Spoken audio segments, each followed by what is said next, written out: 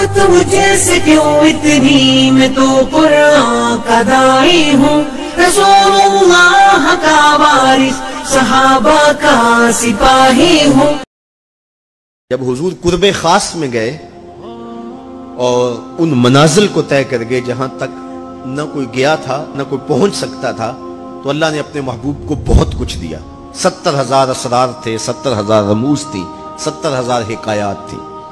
महबूब की झोली में बहुत कुछ डाला और डाल करके कहा, बिमा उशर्रिफु का या अहमद, ए महबूब ये तो मैंने खुद दिया है, अब तू अपनी चाहत भी बता, तेरी चाहत क्या है। ये मेहमान नवाजी के तकाजे होते हैं ना, कि सब कुछ पेश करने के बाद भी मीज़बान कहता है कोई और, आपकी कोई पसंद, तो ये मीज़बानी के तकाजे होते हैं। तो सब कुछ देने के बावजूद झोली में हर चीज डाल देने के बाद कहा, बेमा उशर्रिफु का या अहमद, प्यारे बताइए आपको क्या दिया जाए।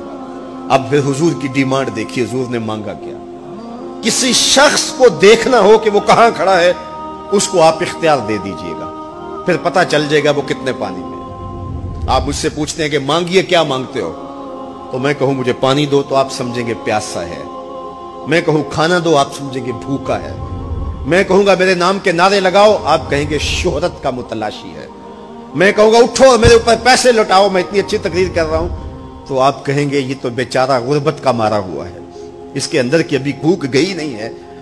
तो किसी शख्स के ज़र्फ का पता लगाना हो तो उसको इख्तियार दे दीजिए, मांग क्या मांगता है। और मांगने वाले जब कोई कमाल चीज मांग लें तो किसी के सवाल से उसका ज़र्फ खुलता है कि वो कहां खड़ा है। अब हुजूर को इख्तियार दिया जाता है, महबूब मांगिए क्या मांगते। मालो ज़र मांगा, दौलत मांगी, ये तो कदमों में रुलते थे, हुजूर आंख उठा के नहीं देखते थे। तो फिर मांगा, कहा बिनिस्बती इलैका बिलउबूदिया, ऐ अल्लाह सारी जिंदगी मैं कहता रहा कि तू मेरा रब है।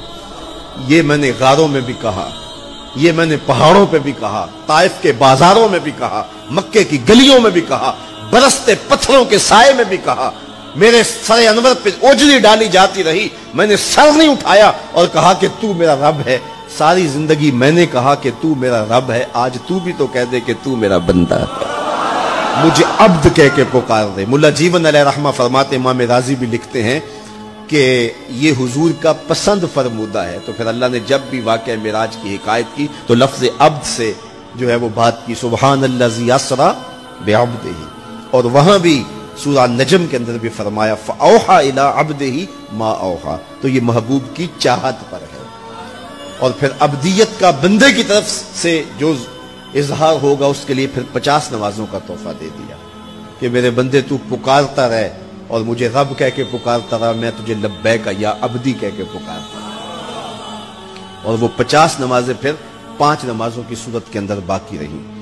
अल्लाह की बातें बदलती नहीं है, जो एक नेकी करे 10 का सवाब मिलता है, पढ़ोगे 5 सवाब 50 का ही मिलेगा, इसलिए कि उसकी बातें तब्दील नहीं होती। और ये तोहफा है। हजरत मूसा ने तो अर्ज किया था कि एक बार और जाइए, लेकिन मेरे हुजूर ने कहा था मुझे अपने रब से हया आती है। आदत बारी ये थी ना, हर बार 5 नमाजें माफ होती थी, अब भी जाते तो 5 नमाजें माफ हो जाती, लेकिन कहा कि मुझे अपने रब से हया आती है। अब उम्मत को क्या हया नहीं करनी चाहिए कि 5 नमाजें उम्मत के लिए रहेगी, सवाब 50 का ही मिलेगा।